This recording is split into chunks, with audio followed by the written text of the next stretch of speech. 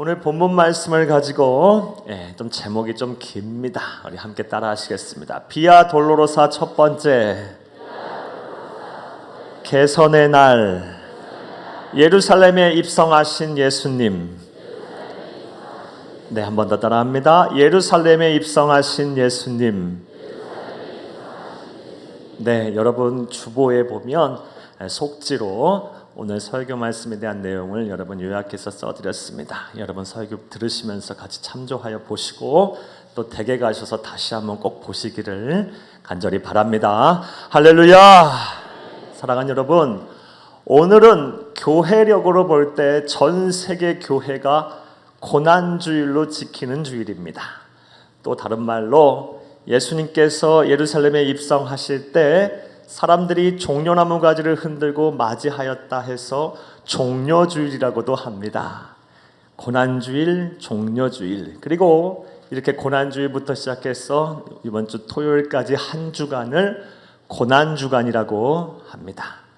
이렇게 고난주간이 되면 전 세계 교회와 성도들은 특별하게 의미 있는 행사들을 함으로써 예수 그리스도의 고난에 동참하고 우리의 심령을 새롭게 하려고 합니다. 그래서 우리 교회도 오늘 주일 낮예배 때 이렇게 성찬 예식을 통해서 우리 예수님의 희생과 헌신, 사랑을 기념할 것이고, 또 내일 새벽부터 토요일까지 고난주간 특별 새벽기도 대행군을 통해서 예수 그리스도의 고난에 동참하며 또 다시 한번 우리의 신앙을 점검하고 우리의 삶을 이렇게 리셋하는 시간을 가질 것입니다. 아무쪼록 이 자리에 계신 모든 우리 성도님들, 우리 모든 교우들이 새벽을 깨워 고난주간 특별 새벽기도 대행군에 참여해서 여러분 심령이 변화되고 다시 새 힘을 얻는 예수 그리스도의 고난에 동참하는 성도님들이 다 되기를 간절히 주의 이름으로 축복합니다. 이를 위해서 저는 오늘 주일 낮부터 해서 새벽 시간 월요일부터 토요일까지 비아 돌로로사라는 주제로 여러분에게 말씀을 전하겠습니다. 그렇다면 비아 돌로로사라는 뜻은 뭘까요? 사랑하는 여러분, 비아 돌로로사, 이것은 로마 시대 언어인 라틴어입니다. 비아는요, 길이라는 뜻입니다. 웨이, 길이라는 뜻이고요. 돌로로사라는 뜻은 슬픔이라는 뜻입니다. 그러니까 비아 돌로로사는 슬픔의 길이라는 뜻입니다. 그리고 이 의미가 이제 점차 시간이 지남에 따라 파생되고 확장돼서 슬픔의 길, 고난의 길, 그리고 더 발전해서 십자가의 길이라는 용어로 사용되게 됐고, 교회 역사를 통해서 수많은 성도들에게 이 비아 돌로로사라는 용어는 아주 귀중한 신앙의 용어가 되었으며 신앙의 지침이 되기도 하였습니다. 물론 이 비아 돌로로사라는 말이 성경에 나오지는 않습니다. 단 한 구절도 이 비아 돌로로사라는 말이 나오지는 않아요. 이 비아 돌로로사의 유래는 다음과 같습니다. 14세기 성 프란체스코 소속의 수도사들이 예루살렘 성지를 방문했어요. 그리고 그 성지를 방문해서 성지 순례를 하는 과정에 예수님께서 본디오 빌라도에게 재판을 받은 그 재판정부터 시작해서 십자가의 처형을 당하신 골고다 언덕까지의 800m의 거리, 그 길을 가리켜서 비아 돌로로사라고 얘기를 했으며, 그 가운데 800m 되는 그 길 가운데 예수님이 십자가를 짊어지고 가시다가 너무 힘들고 어두우셔서 쓰러지셨던 장소 총 14군데가 됩니다. 14번이나 그 예수님께서 쓰러지시고 또 쓰러지시고 800m 가는 그 거리에서 14번 쓰러지셨던 그 장소를 기념하여 비아 돌로로사라고 이야기를 하고 신앙으로 지켜왔습니다. 그런데 오늘날 이르러서는 단순히 이 비아 돌로로사라는 개념과 용어가 지명과 위치만을 나타내지는 않습니다. 오늘날 이르러서는 이 비아 돌로로사라는 용어가 영적인 의미를 더하여 다음과 같이 재해석하여 사용하기도 합니다. 먼저는 우리를 구원하시기 위해서 하나님이신 분이, 창조주가 인간의 옷을 입고 성육신하셔서 이 세상에 오셨다가 물과 피를 다 쏟으시고 십자가에서 죽으셨습니다. 이러한 예수님의 전생애를 가리켜서 비아 돌로로사라고도 이야기를 합니다. 아주 넓은 의미의 영적인 해석입니다. 아주 타당하다고 봅니다. 왜냐하면 우리에게 있어서 예수님의 생애, 성육신은 영광이자 은혜입니다. 하지만 하나님의 입장에서 볼 때, 우리 예수님의 입장에서 볼 때는 슬픔의 길이요, 고난의 길이며 십자가의 길이었기 때문입니다. 또 이 비아 돌로로사의 또 다른 의미는 다음과 같이 해석을 하는 사람 또 많습니다. 이렇게 예수님의 전 생애를 가리켜서 비아 돌로로사라고 이야기하기는 너무 광범위하니까요. 예수님의 공생애 가운데 마지막 일주일 여정, 예수님의 공생애 가운데 마지막 일주일 십자가를 짊어지는 그 고난의 길을 가야 하는 그 일주간의 여정을 가리켜서 비아 돌로로사라고 이야기하며 아주 중요하게 생각하고 이 일주간의 여정에 대해서 많은 연구를 하는 것을 보게 됩니다. 그리고 오늘날 이 후자의 해석, 이 두 번째 예수님의 공생애 가운데 마지막 7일간의 행적, 이 여정을 가리켜서 비아 돌로로사라고 하는 사람들이 많이 있고 이 일주간의 여정을 아주 중요하게 생각하곤 합니다. 그런데 이 마지막 일주일간의 예수님의 행적을 중요시하는 것은 단순히 우리 사람만의 생각과 뜻은 아닌 것 같습니다. 무엇보다 우리 하나님께서 강력한 의지를 가지고 예수님의 전생애가 다 중요하지만 이 마지막 일주일의 행적에 대해서 우리가 잘 알기를 원하셨습니다. 할렐루야! 이것은 예수님의 행적을 기록한 사복음서 마태, 마가, 누가, 요한복음의 내용 구성과 그 사복음서 안에서 이 7일간의 행적이 차지하는 비중을 통해서 확인할 수가 있습니다. 사랑하는 여러분, 예수님의 공생애는 3년 반이었습니다.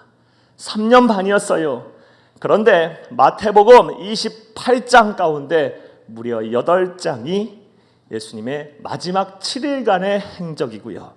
또 마가복음은 16장 가운데 무려 6장이 마지막 7일간에 대한 기록이고요.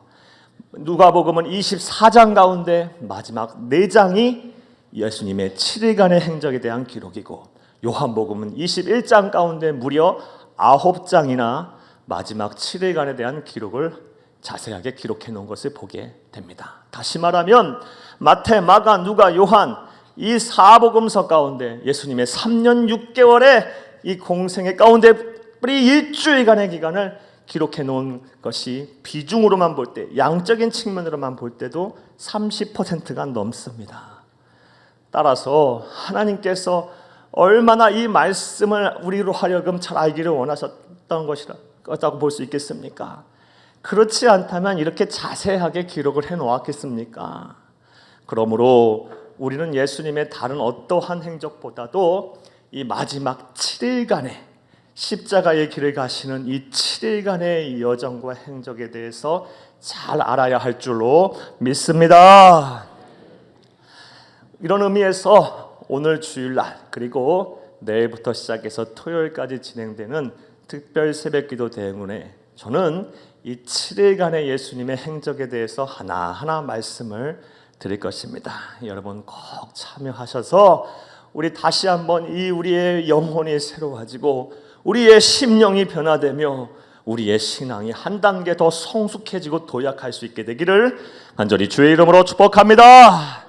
자, 이제 본격적으로 생각해 보겠습니다. 여러분 비아 돌로로사에 대한 이해 다 되셨습니까? 네, 사랑하는 여러분, 비아 돌로로사 예수님의 7일간의 행적의 첫째 날 예수님은 어떠한 일을 행하셨을까요? 오늘 본문 말씀에 보면 예루살렘 성에 입성을 하셨습니다. 사랑하는 여러분, 예수님의 공생애 가운데 주된 사역지는 저 북쪽에 있는 갈릴리 호수, 갈릴리 바다에서 주된 사역을 예수님께서는 하셨습니다. 그쪽 지역, 북쪽에 있는 갈릴리 지역에 있는 곳에서 사역을 하시다가 명절 때나 아니면 특별한 목적이 있으실 때만 남쪽 유다에 내려오셔서 예루살렘에서 사역을 주로 하셨습니다. 주된 사역지는 갈릴리 쪽이에요. 자, 그리고 오늘 보면 우리가 사복음서의 말씀에 보게 되면 예수님께서 명절 때마다 특별히 예수님도 유대인이셨던 관계로 명절 때마다 예루살렘 성전에 와서 제사를 드렸던 것을 보게 됩니다. 그런데 오늘 본문 말씀에 보게 되면 예수님이 종전과는 다르게 아주 특별한 방법으로 예루살렘 성에 입성을 하십니다. 1절에서 3절 말씀에 보면 예수님께서 감람산 벳박의 베단이라는 곳에 이르셨다고 말씀을 합니다. 언제요? 6월절에요. 감람산 벳박의 베단이라는 지역은 예루살렘 성과 약 3km 이내에 떨어진 아주 근교에 있는 도시입니다. 작은 마을입니다. 따라서 예수님께서 감람산 벳박의 베단위에 이르렀다는 것은 예루살렘 성의 목전에 이르렀다는 것입니다. 그곳에 이르셨을 때 오늘 본문 말씀 1절에서 3절 말씀에 보면 예수님께서 2명의 제자들로 하여금 아주 특별한 명령을 내리십니다. 건너 마을에 가서 나귀 새끼가 하나 있을 건데 한 번도 사람을 태워보지 아니한 그 나귀 새끼를 끌고 오너라 라고 말씀을 하십니다. 그리고 만약 주인이 묻거든 주께서 쓰시겠다고 하라 라고 이야기를 합니다. 사랑하는 여러분, 그런데 제자들의 행동이 참 대단합니다. 그 말을 듣자마자 주저함 없이 가서 그 나귀 새끼를 끌고 옵니다. 도둑으로 몰릴 수도 있는 것이고 왜 그거를 끌고 가냐고 이상한 사람으로 몰릴 수도 있습니다. 사랑하는 여러분, 제자들만 대단한 것이 아니라 나귀 주인도 마찬가지입니다. 어떤 정신에서 이 나귀 새끼를 내어준지 모르겠지만 주께서 쓰시겠다 하라 그 한마디에 그냥 아무 주저하지 아니하고 자신의 소유를 내어줍니다. 사랑하는 여러분, 우리는 이러한 제자들과 또 이 나귀 주인의 모습을 통해서 우리 그리스도인이 어떻게 세상을 살아야 하며 또 하나님께서 쓰시는 사람, 복을 주시는 사람은 어떠한 사람인지 또 하나 알 수가 있습니다. 무엇입니까? 말씀에 순종하는 사람입니다. 말씀에 순종하는 사람. 이 제자들과 나귀 주인의 순종이 있었기 때문에 비아 돌로로사 첫째 날 예수님께서 예루살렘에 입성하여 온 사람의 죄를 구원할 이 비아 돌로서의 서막을 열 수가 있었던 것입니다. 그러므로 저와 여러분 또한 하나님께서 말씀하실 때 믿음으로 순종을 할 수 있기를 간절히 주의 이름으로 축복합니다. 지금도 우리에게 말씀을 하고 계십니다. 사랑하는 아들아, 사랑하는 딸아, 왜 네가 낙심을 하느냐? 기도해라. 기도하면 된다. 이 말씀에 순종하면 되는 거예요. 또 사랑하는 아들아, 사랑하는 딸아, 이 패역하고 음란하고 죄가 많은 이 시대에 모이기를 패하는 사람의 어떤 자의 습관처럼 하지 말고 모이기를 힘쓰라. 뭐 하라는 겁니까? 최선을 다해 예배 드려라. 생명같이 귀하게 들리며 생각하며 예배를 열심히 드려라. 순종하면 되는 겁니다. 또 나아가서 뭐라고 또 말씀을 하고 계십니까? 너희는 가서 모든 민족으로 제자를 삼아 아버지와 아들과 성령의 이름으로 세례주고 내게 분부한 모든 것을 가르쳐 지키게 하라. 온 유대와 사마리아와 땅끝까지 이르러 내 증인이 되라. 복음 전해라. 전도해라. 열심히 선교하라 라고 말씀을 하십니다. 사랑하는 여러분, 이러한 말씀에 순종하시기를 간절히 주의 이름으로 축복합니다. 자, 다시 말씀으로 돌아와 볼게요. 이렇게 해서 나귀 새끼를 끌고 왔습니다. 7절 이하의 말씀에 보면 예수님께서 그 나귀를 타시는데 사람을 한 번도 태워보지 아니한 나귀 새끼이기 때문에 안장도 없겠죠. 제자들이 겉옷을 그 나귀 위에 얹혀놓습니다. 그 겉옷 위에 앉으셔서 예루살렘 성으로 입성을 하십니다. 예루살렘 성으로 들어오십니다. 그런데 놀라운 일들이 일어납니다. 이렇게 예루살렘을 입성할 때 예루살렘의 성에 모여있던 수많은 인파들이 예수님 주위로 몰려들었어요. 그리고 예수님 걸어가시는 그 나귀 타고 가시는 그 길에 자신의 겉옷을 막 깝니다. 그리고 승리의 상징, 개선의 상징, 영광의 상징인, 권위의 상징인 종려나무 가지를 꺾어와서 막 흔들면서 호산나 호산나 하며 열렬하게 우리 주님을 맞이합니다. 사랑하는 여러분, 이러한 모습이 비아 돌로로사 슬픔의 길, 고난의 길, 십자가의 길에 첫째 날 있었던 일입니다. 자, 사랑하는 여러분, 이러한 내용으로 바탕으로 다음 같은 생각을 해보겠습니다. 그렇다면 왜 예수님께서 비아 돌로로사 첫째 날 십자가의 길을 가는 그 길에 예루살렘에 입성을 하실 때 한 번도 사람을 태워보지 않는 나귀를 타고 왜 그 백성들의 열렬한 환호를 받으며 입성하셨을까요? 평상시에는 아무 쥐도새도 모르게 입성하셨는데, 오셨다 가셨다 그렇게 하셨는데, 왜 비아 돌로로사 첫째 날 십자가의 길을 가는 그날에는 나귀 새끼를 타고 수많은 사람들의 환호를 받으면서 예루살렘 성에 입성하셨을까요? 예수님은 어떠한 의도와 어떠한 계획을 가지고 그렇게 하셨을까요? 그리고 우리는 그러한 예수님의 모습을 통해서 어떠한 영적인 교훈을 배울 수가 있을까요? 자, 이제부터 따라합니다. 첫째로, 그게 따라합니다. 첫째로, 하나님의 말씀을 온전히 이루기 위해서입니다. 그러니까 그냥 오실 수도 있어요. 조용히 오실 수도 있는데, 비아 돌로로사 첫째 날 십자가의 길을 걸어가실 때는 하나님의 말씀을 온전히 이루시기 위해서 사람을 한 번도 태워보지 아니한 나귀 새끼를 타고 수많은 사람들의 환호를 받으며 입성을 하셨다라는 것입니다. 사랑하는 여러분, 구약 성경 말씀에 보면 이 땅에 오실 예수님에 대해서 아주 구체적으로 예언하신 말씀이 참 많습니다. 그 중에 몇 구절 여러분에게 소개하면, 먼저 창세기 3장 15절 말씀에 보면 여자의 후손으로 오신다고 했고, 이사야서 7장 14절 말씀에 보면 보라 처녀가 잉태하여 아들을 낳을 것이니 그 이름을 임마누엘이라 하라고 말씀하셨습니다. 이러한 구약의 말씀대로 예수님은 성령의 능력으로 동정녀 마리아의 몸에서 태어나셨습니다. 할렐루야. 그리고 미가서 5장 2절 말씀에 보면 예수님께서 어디서 태어나신다? 베들레헴으로 해서 태어나실 거라고 분명히 예언이 되었는데, 수백 년이 지나서 말씀 그대로 다윗의 조상 예수님의 조상 다윗의 고향인 베들레헴에서 마구간 말구 위에서 태어나셨습니다. 할렐루야. 또한 에레미야서 31장 15절 말씀에 보면 예수님께서 태어나실 때 베들레헴과 그 지경 라마라는 곳에 심한 통곡이 있을 거라고 예언이 되었는데, 그 말씀 그대로 예수님이 태어날 때 헤롯 대왕에 의해서, 왕권의 위협을 느끼 헤롯 대왕에 의해서 베들레헴과 그 지경에 있던 2살 미만의 사내 아이들이 다 죽임을 당했어요. 그리고 그것을 인하여 심한 통곡이 있었습니다. 예언의 말씀이 성취된 것입니다. 할렐루야. 나아가 시편 41편 9절 말씀에 보면 예수님께서는 친구에게 배신을 당하신다고 말씀하셨는데, 그 말씀 그대로 가룟 유다와 제자들에게 배신을 당했고요. 사랑하는 여러분, 스가랴서 11장 12절 말씀에 보면 예수님께서 은 30냥에 팔리게 될 것이라고 말씀하셨는데, 사랑하는 여러분, 500년 후에 그 말씀 그대로 또 예수님은 가룟 유다에 의해서 은 30냥에 팔리셨습니다. 사랑하는 여러분, 이처럼 하나님의 말씀인 이 성경은요, 반드시 성취가 됩니다. 하나도 빠짐없이 다 이루어질 것입니다. 할렐루야.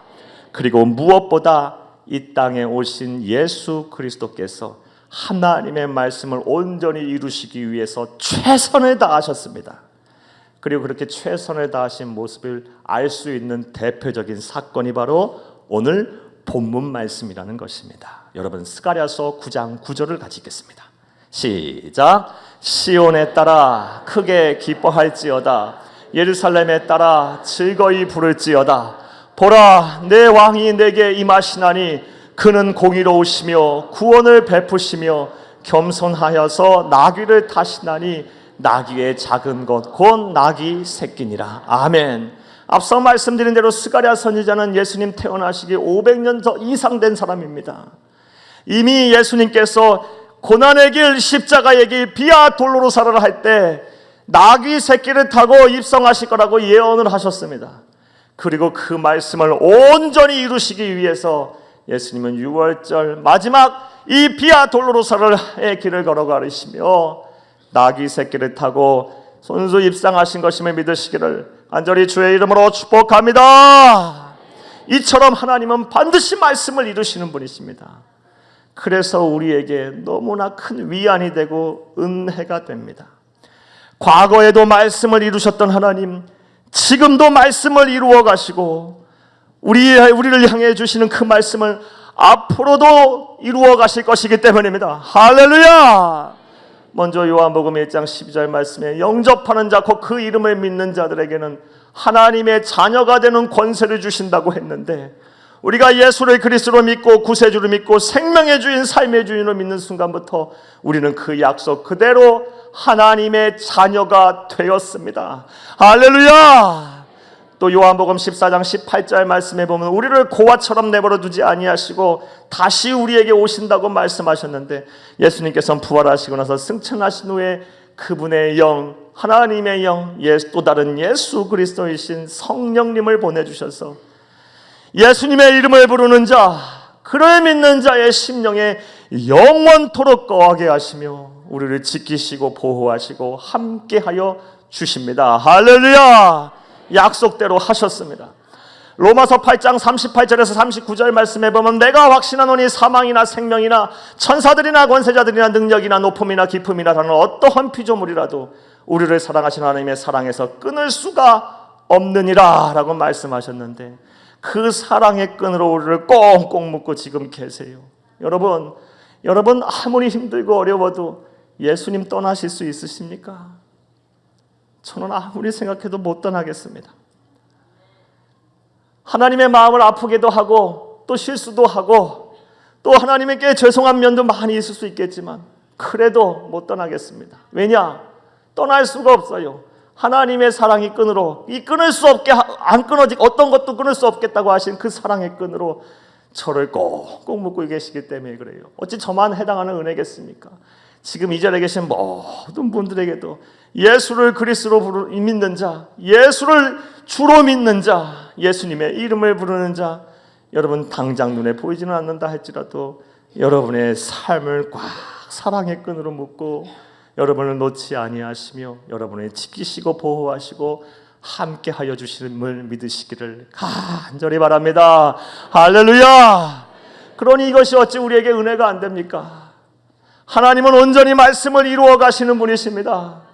그 말씀을 과거에도 지금도 앞으로 영원토록 그 말씀을 이루어 가실 신실하신, 변함이 없으신, 거짓말하지 아니하시고 반드시 지키시는 분이십니다.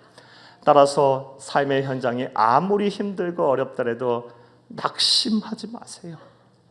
절대로 포기하지 마세요. 절대로 여러분 소망의 끈을 놓지 마세요. 사랑의 하나님은 그 약속의 말씀을 붙잡기만 하면 때가 되면 반드시 이루어 주실 것입니다. 지금 당장 어렵다고 의심하지 마세요. 불신의 길을 걷지 마세요. 너무 힘들어하지 마세요. 하나님께서 그 사랑의 끈으로 붙잡고 계신다고 말씀하셨으니 그 한번 말씀하신 거 반드시 지키시는 분께서 때가 되면 반드시 가장 선한 길로 섭리하실 것입니다. 이런 은혜를 바라보며 믿음으로 사시기를 간절히 주의 이름으로 축복합니다. 사랑하는 여러분, 왜 예수님께서 비아 돌로로사 첫째 날 예루살렘에 입성하시며 다른 때와는 전혀 다르게 한 번도 사람을 태워보지 아니하는 나귀 새끼를 타고 그 백성들의 열렬한 환호를 받으며 입성하셨습니까? 스가랴 9장 9절 말씀, 하나님의 말씀을 온전히 이루시기 위함입니다. 그래서 만천하에 나는 말 약속을 지키는 자다, 나는 반드시 말한 것을 지키는 자라는 것을 만천하에 알리기 위하셨습니다. 이것을 온전히 믿으시기를 바랍니다. 할렐루야! 자, 또 두 번째로 비아 돌로로사 첫째 날 왜 예수님께서 나귀 새끼를 타고 예루살렘에 입성을 하셨을까요? 어떠한 의도와 목적을 가지고 그렇게 하셨을까요? 자, 따라합니다. 둘째로 유월절 어린 양처럼 죽기 위해서입니다. 조금 어려운 얘기가 될 수 있지만 잘 들어보시기 바라요. 죽기 위해서 그런 일을 행하셨다는 겁니다. 자, 여러분, 사랑하는 여러분, 말씀드린 대로 지금 이 오늘 본문 말씀에서 나오는 예수님의 행보는 참 낯섭니다. 그리고 솔직히 당황스럽기도 합니다. 왜냐하면 공생애 내내 보여주셨던 예수님의 모습과는 전혀 다른 모습을 보이시기 때문입니다. 예수님은 단 한 번도 자신이 영광을 받으려고 하지 않으셨습니다. 기적과 능력을 행하시고도 사람들에게 이야기하지 말라라고 말씀하셨고, 요한복음 6장 같은 말씀에서 보면 오병이어 보리떡 5개 물고기 2마리로 장정만 5,000명 모이고 12광지를 남기는 그 사건을 통해서 막 사람들이 예수님을 왕으로 추대하려고 할 때 오히려 도망치듯 산으로 기도하러 홀로 도망가셨어요. 피하셨어요.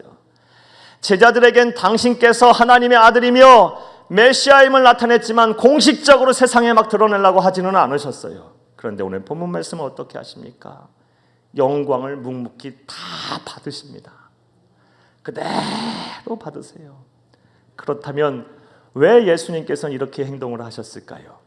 우스갯소리로 사람이 죽을 때가 되면 마음이 변한다는데, 철이 든다는데, 사람이 달라진다는데 예수님이 달라지신 것일까요? 아니요. 절대로 그렇지 않아요. 이렇게 행동하시는 데는 분명한 의도와 목적이 있어요. 조금 나쁘게 말하면 연출을 하셨다고도 볼 수 있어요. 계획을 가지고 이런 일을 행하신 것입니다. 자, 그렇다면 예수님은 어떠한 의도와 목적하에 평상시와는 전혀 다른 모습으로 이 백성들을 이끌고 마치 대관식을 벌이는 왕처럼 새를 과시하며 이 예루살렘의 나귀 새끼를 타고 입성을 하셨을까요? 사랑하는 여러분, 결론부터 말씀을 드리면 예수님께서는 유월절 어린 양처럼, 이스라엘 백성을 구원한 유월절 어린 양처럼 자신을 죽여서 십자가에 못 박혀 죽으셔서 온 인류를 구원하시기 위해서 그 일을 행하신 것입니다. 하나님의 때를 맞춰서 요 유월절 시즌에 십자가에 못 박혀 죽으시려고 의도적으로 그런 일을 행하신 것임을 믿으시기를 간절히 바랍니다. 할렐루야! 조금 어려운 얘기지만 여러분 잘 들어보시기 바랍니다. 잘 설명해 드리겠습니다. 사랑하는 여러분, 유월절이라는 명절은 어떤 명절입니까? 유월절의 유래를 우리가 알려면 출애굽 시대로 거슬러 올라가야 합니다. 출애굽, 사랑하는 여러분, 이스라엘 백성들은 이집트에 430년간 종노릇을 했습니다. 노예 생활을 했습니다. 그리고 이 노예 생활, 너무너무 힘든 노예 생활을 하나님께서 보시고 그들을 구원하시기 위해서 이집트에 10가지 재앙을 내리십니다. 피의 재앙, 개구리 재앙, 이 재앙, 파리 재앙, 가축에 전염병이 들게 하고 또 막 각종 종기가 막 생기고, 그리고 막 우박이 쏟아져 내리고, 그 다음에 메뚜기가 막 창궐하고, 그리고 사방에 흑암이 막 들이웠어요. 이런 9가지 재앙이 내렸음에도 오히려 파라오의 마음은 완악해졌고 약속을 어겨가며 이스라엘 백성들을 놔주질 않았어요. 그런데 마지막 재앙, 10번째 재앙은 이집트에 있는 모든 첫 소산들이 다 죽는 재앙이었어요. 죽음의 재앙이었습니다. 이 10번째 죽음의 재앙을 통해서 비로소 해방이 됩니다. 그런데 이 죽음을 피할 수 있는 유일한 길은 무엇이었습니까? 어린 양을 잡아 죽여서 피를 짜내어 피를 문설주에 바르게 되면 그 밤에 죽음의 사자가, 죽음의 사신이 그 집을 유월하는 거예요. 패스오버하는 거예요. 건너뛰는 겁니다. 따라서 이 어린 양은 뭐가 되는 거예요? 구원의 상징이고 이스라엘 민족을 구원하기 위해서 대신 죽은 대속제물이 되는 것입니다. 예.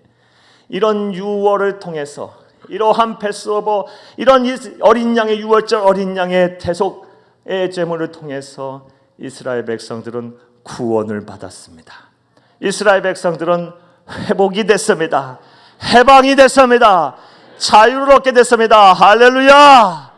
그리고 그것을 기념하는 절기가 바로 유월절입니다. 따라서 이 유월절은 이스라엘 백성들에게 있어서는 민족 최대의 명절입니다.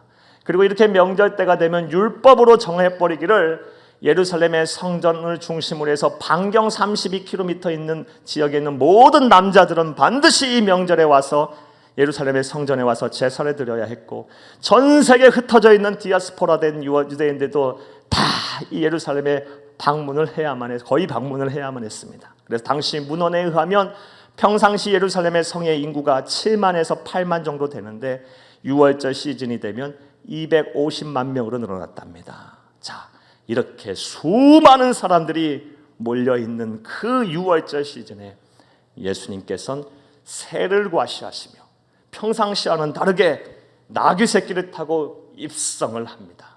사랑하는 여러분, 그렇게 입성할 때 사람들이 뭐라고 외칩니까? 호산나, 호산나라고 외칩니다. 호산나의 뜻이 뭐예요? 호산나의 뜻은 호슈아, 나, 이 히브리어인 이 두 합성어인 호슈아, 나를 헬라어로 음력을 한 거예요. 호슈아는 구원하다라는 뜻이고 나는 지금이에요. 영어로 하면 save us now예요. 지금 우리를 구원해 달라는 거예요. 그러니까 호산나, 호산나 막 새를 과시하면 나귀 새끼를 타고 사람들 그 외침 속에 들어올 때 어찌됐든 간에 그들은 잘못된 믿음을 갖고 있었지만 예수님을 메시아로 본 거예요. 자, 그렇다면 그 광경을 지켜보던 예수님의 대적자들인 대제사장과 서기관들과 바리새인들은 어떠한 생각이 들었을까요? 이거 살려두면 이제 절대로 안 되겠다. 단순히 계획 정도가 아닙니다. 이젠 죽여야 되겠다. 예수님은 의도적으로 하나님의 때를 맞춰서 6월절 시즌에 어린 양처럼 죽어 온 이를 구원하시기 위해서 예수님이 대적하는 수많은 무리들을 최대한 자극하신 것입니다. 그렇게 하기 위해서 평상시와는 다르게 나귀 새끼를 타고 수많은 백성들의 새를 같이 동행하면서 호산나, 호산나 이 영광을 묵묵히 받으시며 십자가의 길 비아 돌로로사를 한 것임을 믿으시기를 간절히 주의 이름으로 축복합니다. 사랑하는 여러분, 우리가 이러한 행보, 예수님의 행보에서 절대 놓쳐서는 안 되는 중요한 진리가 있습니다. 자, 예수님이 왜 그런 일을 행하셨어요? 이유는 단 하나입니다. 영혼 구원을 위해서. 그것이 예수님의 최대 관심사항이었던 거예요. 저와 여러분 같은 우리를 구원하시기 위해서 그 일들을 행하셔서 십자가의 길 비아 도로사를 하신 거예요. 사랑하는 여러분, 물론 예수님께서 이 세상에서 하신 일은 많습니다. 병든 자를 고치시기도 했고 가난한 자를 회복시키시기도 했고 눌린 자를 다시 일으켜 세우기도 했고요. 수많은 기적과 능력을 행하셨어요. 하지만 그것이 예수님이 이 땅에 오신 유일한 목적은 아니었어요. 부차적인 일들이었고 그런 일들을 통해서 예수님이 하나님의 아들인 것과 예수님께서 이 온 인류를 구원할 메시아임을 나타내기 위해서 하신 것이지 예수님의 처음부터 끝까지 비아 돌로로사의 유일한 관심사항은 영혼 구원이었습니다. 그러므로 예수님의 핏값으로 구원함을 받은 우리, 그리고 예수를 구주로 믿어 예수님처럼 살겠다고 작정한 우리들은 예수님의 관심사항이 우리의 유일한 관심사항이 되어야 될 줄로 믿습니다. 사랑하는 여러분, 우리는 누굽니까? 우리의 정체성은 뭡니까? 그리스도인이에요. 그리스도인은 뭐예요? 예수님처럼 살겠다는 사람들이에요. 그런데 예수님의 최대 관심사항 비아 돌로로사 처음부터 끝까지의 영혼 구원에 대한 관심사항이 예수님의 마음이자 예수님의 생각이자 예수님 그 자체셨는데 우리 그리스도인이 이와 같이 안 산다는 것은 우린 그리스도인이 아닌 거예요. 여러분, 어떠한 길을 걸어가시겠습니까? 어떠한 선택을 하시겠습니까? 어떠한 행동을 하시렵니까? 비아 돌로로사 십자가의 길을 걸어가시며 묵묵히 영혼 구원을 위해서 최선을 다하신 그 하나님의 뜻에 따라 저와 여러분도 그 길을 걸어가야 될 줄로 믿습니다. 이를 위하여 먼저 여러분 자신이 영혼 구원을 받으세요. 아직도 이 문제가 해결되지 않으신 분들 많을 거예요. 이제 여러분이 죄인임을 고백하시고 인정하시고 예수님을 받아들여 보세요. 생명의 주인으로, 삶의 주인으로, 그리스도로, 구세주로 이제 더 이상 그 여러분의 삶의 힘든 삶의 무게를 혼자 감당하려 하지 말고 여러분의 인격, 여러분의 가치관, 여러분의 경험, 여러분의 지성, 여러분의 이성을 내려놓으세요. 그거 해봐야 별거 없다라는 거 아시잖아요. 잘. 정말 우리의 인생이 이 수건보다도 못한 너덜너덜하다라는 거 여러분 너무 잘 아시잖아요. 연세가 드시면 드실수록 세월이 흐르면 흐를수록 더 잘 알게 되잖아요. 그리고 우리의 육신이 얼마나 연약합니까? 정말 별거 없잖아요. 자다가도 하나님의 나라 갈 수 있는 것이고, 감기 몇 번 들려서도 온 육신이 막 쑤시고 아파서 아무것도 할 수도 없고, 정말 별 볼 일 없는 것이 우리의 모습 아니겠습니까? 그렇다면 이제 우리가 무엇을 위해 살아야 될지 다시 한번 여러분의 인생을 다시 재설정하시기를 간절히 주의 이름으로 축복합니다. 우리는 그리스도인입니다. 예수 믿는 사람이에요. 예수가 우리의 머리서부터 발끝까지 예수의 옷을 입어야 돼요.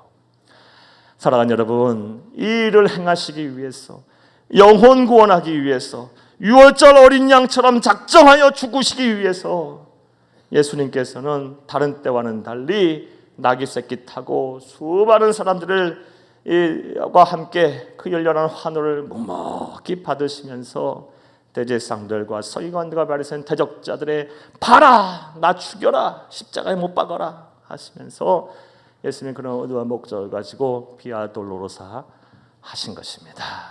우리는 이 모습에서 영혼 구원, 하나님의 사랑을 읽을 수가 있어야만 합니다. 자, 이제 말씀을 맺겠습니다. 비아 돌로로사 첫째 날 예수님 무엇 하셨습니까? 7일간의 여정 가운데 첫째 날 예루살렘에 입성하셨습니다. 이거 기억하세요.